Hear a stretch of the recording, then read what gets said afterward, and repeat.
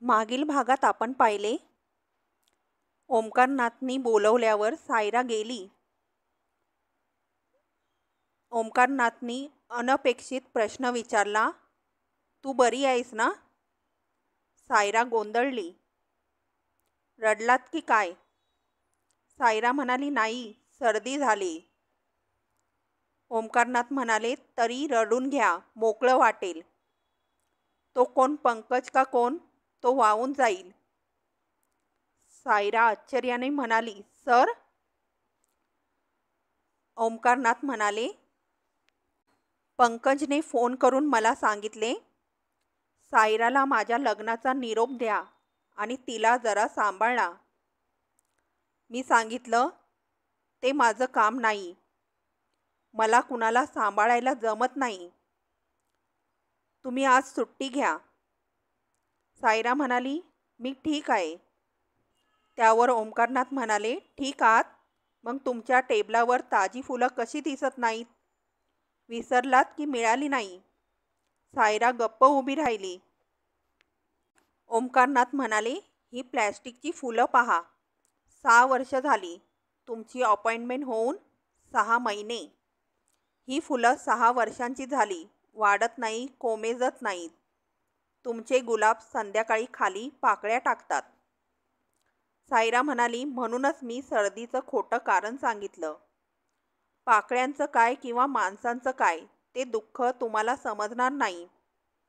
ओंकारनाथ चिडले. आवाज चढवून म्हणाले, you can go. Saira I am sorry म्हणून जागेवर येऊन बसली. बराच विचार करूनही ओंकारनाथांचा सल कायम राहिला. पण अज्ञानाचं निराकरण करून घेणंही अवहेलनेचं वाटत होतं. त्यासाठी ऑफिस कामाव्यतिरिक्त बोलणं आलं. वैयक्तिक पातळीवर यावं लागणार. त्यात आस्था डोकावणार. म्हणजे प्रॉब्लेम, गुंतवणूक. ही सायरा मग रोज काही ना काही सांगत राहणार. मग एके दिवशी कसली तरी सवलत मागणार. पण त्यांनी ठरवलं, घाबरायचं नाही. आपण ऑफिसर आहोत, ती स्टेनो. त्यामुळे उद्याही ती येईल. आपणही यायचं. सहानुभूतीचा सूर लावायचा. नंतर हवा तो राग सुरू करायचा. आजही अचानक लवकर ओंकारनाथ येतील हे सायराच्या ध्यानीमनी नव्हतं. तरी ओंकारनाथना पाहून ती जेवढी गोंधळली नाही, त्याच्या कितीतरी पटीनं जास्त ओंकारनाथ चक्रावले. कारण सायरा पूर्ववत कामाला लागली होती. प्रेमभंगाऐवजी प्रेमपूर्ती व्हावी अशा उत्साहानं ती तिचा फ्लावर पॉट सजवीत होती. ओंकारनाथनी सायराला बोलवलं. म्हणाले, मी तुमची समजूत घालण्यासाठी आलो होतो, पण आता अभिनंदन करतो. सायरा म्हणाली, कशासाठी? ओंकारनाथ म्हणाले, तुम्ही सावरलात म्हणून. सायरा म्हणाली, मी सावरलेलीच असते कायम. मग कालचं रडणं?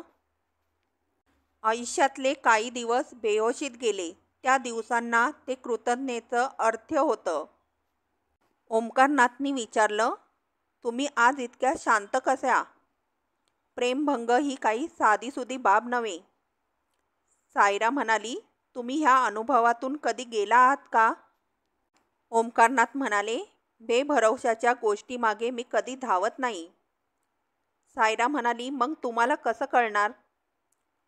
ओंकारनाथ म्हणाले, मी तर्क करू शकतो आणि म्हणूनच आजवर यशस्वी झालोय. ओंकारनाथनी सायराला स्वतःचं डेली रुटीन सांगितलं. आणि ओंकारनाथ सांगतात, विनिता त्यांची बायको त्यांना कधी कशासाठी नाही म्हणत नाही. ह्या सगळ्या शेड्यूलमध्ये प्रेमाचा प्रश्न कुठे येतो? सायरा हसली. त्यात क्यू, सहानुभूती, उपहास होता. ती म्हणाली, तुम्ही दोघं ओंकार एकमेकांचा वापर करताय. ओंकारनाथ साशंक मनाने म्हणाले, म्हणजे माझाही वापर केला जातोय? सायरा उत्तर न देता बाहेर पडली. सायरा आणि ओंकारनाथचे बरेच बोलणे झाले. नंतर सायराने विचार केला, ओंकारनाथ खरं तर सुखी आहेत, वस्तूवर प्रेम करतात. आपण त्यांना कोशातून बाहेर का काढायचं? त्या दोघांनी एकमेकांचा वापर करून दे. त्यात त्यांना आनंद वाटतो. एकमेकांना देण्याची त्यांची तेवढीच कॅपॅसिटी असेल. आपण त्यांना जित्या जागत्या दुनियेवर प्रेम किंवा विचार का करायला लावायचा? त्यांनी खुशाल एकमेकांचा वापर करून दे. मला काय अधिकार? ओमकारनाथ बॉस, आपण स्टेनो. बस. पाहूया पुढील भागात ओमकारनाथ यावर सायराला काय बोलतात. सतत प्रत्येकाचा वापर करणाऱ्याच्या आयुष्यातला सर्वात अपमानास्पद क्षण कोणता? आपलाही वापर केला जातो हे सांगणारा क्षण. सायरानं उल्लेख केला आणि ओमकारनाथ अस्वस्थ झाले. त्यांचं कामात लक्ष लागेना. आपण अस्वस्थ आहोत याचा अर्थ सायराच्या बोलण्यात तथ्य आहे. जे आपल्याला जाणवलं नाही ते तिनं ओळखलं. याचा अर्थ ती आपल्यापेक्षा हुशार आहेत. नो. मुंबईच्या बसेसमध्ये बसायला जागा मिळवणारी माणसं जेवढे पैसे खर्च करतात तेवढेच पैसे उभ्यानं प्रवास करणारही भरतात. आणखी वेगळा समान नागरी कायदा कशाला हवा? अचानक एखादा बसलेला माणूस उठतो म्हणून एखाद्या कोळिनीला जागा मिळते. याचा अर्थ कदाचित तिच्या मागं उभ्या असलेल्या एखाद्या चार्टर्ड अकाउंटंटपेक्षा तिला बुद्धिमान समजायचं काय? तिला ती जागा दिसणं हा योगायोग. ओमकारनाथ काहीसे स्थिरावले. भगवद्गीतेत कृष्णानं अहंकाराचा इतका निषेध का केलाय हेच ओमकारनाथांना कधी समजलं नाही. जी गोष्ट कळत नाही तिचा आपण इन्कार करतो. अर्जुन गोंधळलेलाच होता. त्याचा रथ चालवणं सोपं. कृष्णानं केव्हा तरी आपली गाडी चालवावी. 4 हॉर्स पॉवरचा रथ चालवण्याऐवजी 11 हॉर्स पॉवरची फियाट चालवताना नव्या रस्त्यांवरचे ताजे खड्डे, वाटेल तसे चालणारे पादचारी, मोकाट गुरं हे सगळं चुकवताना कृष्ण गोंधळेल आणि मी त्याला अहंकार असला की कुणाचाही मोठेपणा नाकारून आनंदात कसं राहता येतं हे सांगेन. आयुष्य सोपं आहे. आपला अहंकार ज्यांना जपता येत नाही, खपत नाही अशी माणसं स्वतः अहंकारी असतात. ती आपोआप अंतरावर राहतात. म्हणून आपण मुक्त आणि आपल्यावर जी अवलंबून असतात ती नम्रतेनं वागतात. त्यांचाही उपद्रव नाही. माझा वापर कोणीही करू शकत नाही आणि विनिता तर नाहीच नाही. परस्वाधीन माणसं बलवानांचा वापर कसा करतील? हे सगळं झालं तरी ओमकारनाथचं मन शांत होईना. गुन्हा घडलाय पण कोणताही पुरावा मिळेनासा झाला आहे. म्हणजे निष्ठावंत पोलीस ऑफिसरला थ्रू बट अनडिटेक्टेड चा शिक्का मारून फाईल बंद करताना ज्या यातना होत राहतात तशी ओमकारनाथांची अवस्था झाली. टेलिफोन ऑपरेटरला कोणताही कॉल जोडून देऊ नको असं सांगून त्यांनी सायराला बोलवलं. तिनं डिक्टेशनच्या अपेक्षेनं पाहिलं. ते काम नाही. अशा अर्थाची खूण करीत ओमकारनाथांनी श्वास घेत विचारलं, तुमचा मगाचाच कॉमेंट माझ्या लक्षात आला नाही. वाक्य निसटलं आणि ओमकारनाथांना जाणवलं याचा अर्थ कोळीन स्मार्ट ठरली असा होतो. ते घाईघाईने म्हणाले, म्हणजे समजलंय, पटलं नाही. सायरानं पटकन विचारलं, तुमचं लव्ह मॅरेज? प्रपोज? मला वाटलंच होतं. प्रेम करायला सवडच झाली नाही. सर, त्याला सवड लागत नाही, जिगर लागते. ओमकारनाथ म्हणाले, जिगर नव्हे, मूर्खपणा म्हणा, डोकं गहाण ठेवणं. अगदी योग्य बोललात. पागल झाल्याशिवाय प्रेम संभवतच नाही. जिथं हिशोब नसतो, विचार नसतो, संयम नसतो, तिथंच प्रेमाचा उगम होतो. प्रेम महापुरासारखं असतं. तिथं किनारे हरवतात. जिथं तर्क आहे तिथं स्वतःचा बचाव आला. माणसानं बुद्धी वापरावी पण जगावं मनानं. लग्न झाल्यावर प्रेम करता येत नाही म्हणून कुणी सांगितलं? तुम्ही करता? दिवसातून किमान 2-3 वेळा विनीताला तुझ्याशिवाय मी जगू शकणार नाही म्हणतो. त्यात काय म्हणतात? मी तिचं सर्वस्व आहे असं ती मला जाता येता म्हणते. ऑब्व्हियसली, सायरा उपवासानं म्हणाली. ओंकारनाथांच्या नजरेचा अर्थ ओळखून ती तिरकसपणे म्हणाली, संसारात असं वारंवार ठसवावंच लागतं आणि तेही सतत, कारण प्रेम संपलेलं असतं. ओंकारनाथांनी पुन्हा पाहिल्यावर सायरा म्हणाली, ज्या गोष्टीची कमतरता आयुष्यात जाणवायला लागते त्याची तूट शब्दांनीच भरून काढावी लागते. एकमेकांना वारंवार दिलासा द्यावा लागतो. मिस सायरा, तुम्ही लग्न केलं नाहीत अजून तेव्हा? लग्न म्हणजे सोशल स्टेटस. कोणत्याही अर्जावर मॅरिड की अनमॅरिड ह्यापैकी एक शब्द खोडायला लावणारी स्थिती. मी कुणाचीही पत्नी नाही, पण प्रेयसी नक्की आहे. मग पत्नी का झाला नाहीत? पुन्हा तेच सांगावं लागेल.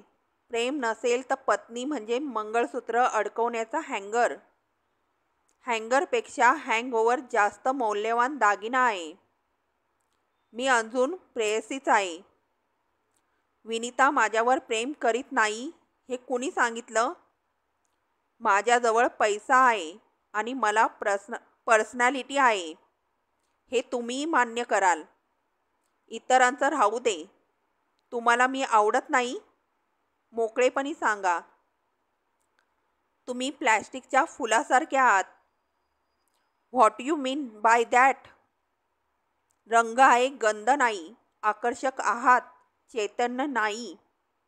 भले जिवंत असल्याशिवाय आता आपण बोलत आहोत का? वस्तुत्वानं असणं आणि अस्तित्वानं असणं ह्यात फरक आहे. मी तुम्हाला आवडतो की नाही इतकंच मला सांगा. मला यापेक्षा मोठी भाषा समजत नाही. बोला. वस्तूवर, पदार्थावर प्रेम करणाऱ्या आणि माणसापेक्षा चैतन्यशून्य गोष्टीवर जीव टाकणाऱ्या माणसांवर प्रेम करू नकोस असं माझ्या गुरूंनी मला सांगितलंय. तुमचा गुरु कोण? कबीर. कबीर बेदी. ह्या नावापलीकडे तुम्ही जाणार नाही हे मला माहीत होतं. मी भक्त कबीरांबद्दल म्हणते. अच्छा, तुमचा टेबलावरच्या काचेखाली काहीतरी संदेश आहे तोच ना? कबीरानं काय सांगितलं आहे? सायराला बरं वाटलं. ओंकारनाथांना अनेक दिवस जे ऐकवण्याची तिची इच्छा होती ते ऐकवण्याचा क्षण आला होता. आयुष्यात कुणी कुणाचं नाही हे तिला प्रामुख्यानं सांगायचं होतं. स्वतःच्या वडिलांनी धर्म आणि रूढीचा आधार घेऊन तलाकही घेतला, जाता जाता घेतला होता आणि नंतर 2 बायकाही घरात आणल्या होत्या. स्वतःच्या सुखापल्याड अन्न विचार नाही. ओंकारनाथ जरा वेगळे, पण सगळा जीव जड वस्तूंमध्ये गुंतलेला. जित्या जागत्या दुनियेत रस नाही. त्यापेक्षा बाप बरा. एका बाईवरचं प्रेम उडालं तर दुसरीवर तरी करतो. पंकजनं तसंच केलं का? सगळीच माया. पण त्यातून मिळालेला सुखाचा, दुःखाचा, अपेक्षा उपेक्षांचा अनुभव कधीच खोटा नसतो. कोणताच अनुभव नको असेल तर एकला चालो रे हेच खरं. एकला चालो रे हे ऐकायला गोड वाटतं. मात्र माणूस जेव्हा हा मंत्र आचरणात आणतो तेव्हा ते तत्त्व पटतं म्हणून की आपोआप परिवारापासून फेकला जातो म्हणून नाईलाजानं स्वीकारतो. त्यानं आपण होऊन ती अवस्था एकट्याची वाट स्वीकारली असेल तर त्याची महती इतरांना सांगायच्या फंदात तो पडणार नाही. तो जेव्हा ही धडपड करतो तेव्हा त्या मार्गावरही त्याला प्रवासी हवा असतो. स्वतःच्या सावलीची सोबत पुरेशी वाटत नसली तरी सावली इतका स्वामीनिष्ठ सोबती दुसरा कोणी नाही. कबीराची महती आणि त्याचा संदेश ओंकारनाथपर्यंत का पोचवायचा? ओंकारनाथांनी पुन्हा तोच प्रश्न विचारल्यामुळे सायरा म्हणाली, कबीर सांगतात माणूस आत्मवान आहे, म्हणूनच त्यांनी आत्म्यापेक्षा कमी मौल्यवान गोष्टीसाठी जीव टाकू नये. Agreed. What about me? Sir, प्रेमाचं एक तत्त्व आहे. तुम्ही एखाद्या व्यक्तीवर, कुणावरही, म्हणजे मित्र म्हणा, पत्नी, प्रेयसी, कोणीही, एकचित्तानं प्रेम केलं असेल आणि तुम्हाला तितकाच उत्कंठ प्रतिसाद मिळाला असेल. अवस्थेनं ओंकारनाथांनी विचारलं. अस्वस्थपणे विचारलं, तुम्ही मला का मध्ये आणता? I am sorry, that was not my contention. मी म्हणते, कोणत्याही दोन व्यक्तींनी असं कोसळणारं प्रेम एकमेकांवर केलं असेल तर त्यांचं वागणं, हसणं, बोलणं एकमेकांसारखं होतं. कालांतरानं त्यापैकी काही जण एकमेकांसारखे दिसायला लागतात. प्रेम ही एक प्रचंड शक्ती आहे. जिथं संपूर्ण समर्पण केलं जातं तिथं प्रेम तुमच्याच परिवर्तन घडवून आणतं. निव्वळ वस्तूवर जान कुर्बान करणारी माणसं वस्तूसारखीच दिसायला लागतात. त्या दृष्टीनं सर, तुम्ही आरशात स्वतःला पहा. ओंकारनाथ गप्प राहिले. हे काहीतरी वेगळं होतं. आजवर हे असं कधी आपण ऐकलं नव्हतं. 6 महिन्यापूर्वी आलेली ही स्टेनो, नाव सायरा, मराठी अस्खलित बोलते. मराठी माध्यमात शिकली. हिला हिचा धर्म, परिवार, रूढी आवडत नाहीत. म्हणे आपण हिच्याशी कधी गप्पा गोष्टी केल्या नाहीत. कुणाशीच बोलत नाही. तसं हिच्याशीही बोलत नाही. हिनं आपल्याला एवढं हेरलं कधी? अचूक पट्ट्यावर हिची बोटं फिरतात आणि लावलेला सूर ऐकणाऱ्याला रुचेल की नाही याची हिला चिंता नाही. तुम्ही माझं सर्वस्व आहात असं विनिता रोज ऐकवते. तेव्हा ती आपल्या चेहऱ्याकडे टक लावून बघते. विनिता विलक्षण देखणी आहे. अर्थात त्याशिवाय ती आपल्या घरात आलीच नसती. आयुष्य संपेपर्यंत जिच्याबरोबर रात्रंदिवस राहायचं आहे ती व्यक्ती केसापासून पायाच्या नखापर्यंत देखणी हवी.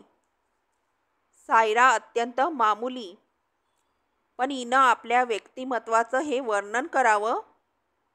आपण तिला आवडतो की नाही याचं डायरेक्ट उत्तर तर तिनं दिलंच नाही.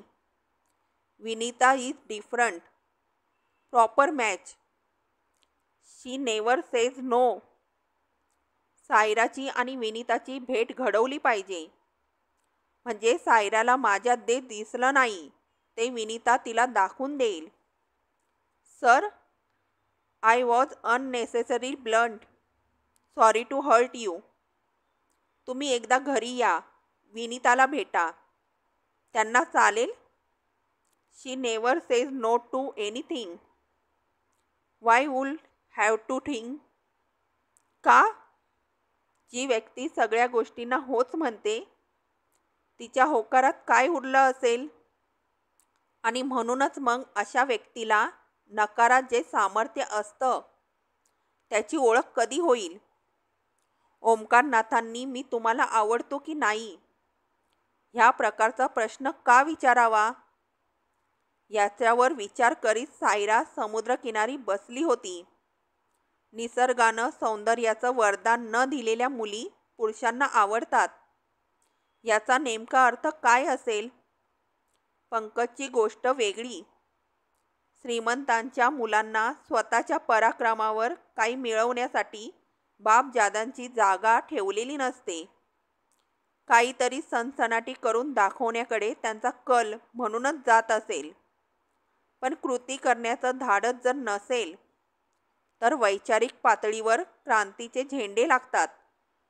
एखादे वादळ आल्याप्रमाणे विचार आले गेले तर हे झेंडे हाफ मास्ट व्हायला वेळ लागत नाही. पण काहीसे वयस्कर आणि विवाहित पुरुषसुद्धा, काही विवाहित पुरुष असतात, त्यांना तरुण मुली का आवडतात? सायराला एकाएकी शुभाची आठवण झाली. शुभा सिस्टर, तिनं सांगितलं होतं, मेडिकलच्या इंटर्न्सकडून जेवढा त्रास होत नाही त्याच्यापेक्षा जास्त धोका लग्न होऊन 15-20 वर्ष झालेल्या पुरुषांकडून होतो. आणि त्यासाठी मुलगी देखणी असावी अशी पण गरज नसते. तू फिलॉसॉफी बरोबर सायकोलॉजी कर आणि असं का असेल त्याचं उत्तर तूच दे. आता उत्तर दिलेलं होतं.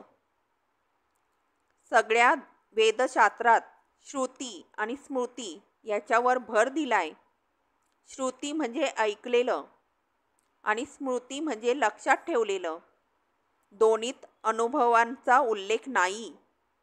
श्रुती स्मृतीपेक्षा अनुभवी श्रेष्ठ आणि माणूस महाचतुर. तो सायकोलॉजीची स्वतःपुरती फिलॉसॉफी बनवतो. ओमकारनाथांनी हा प्रश्न का विचारला असेल?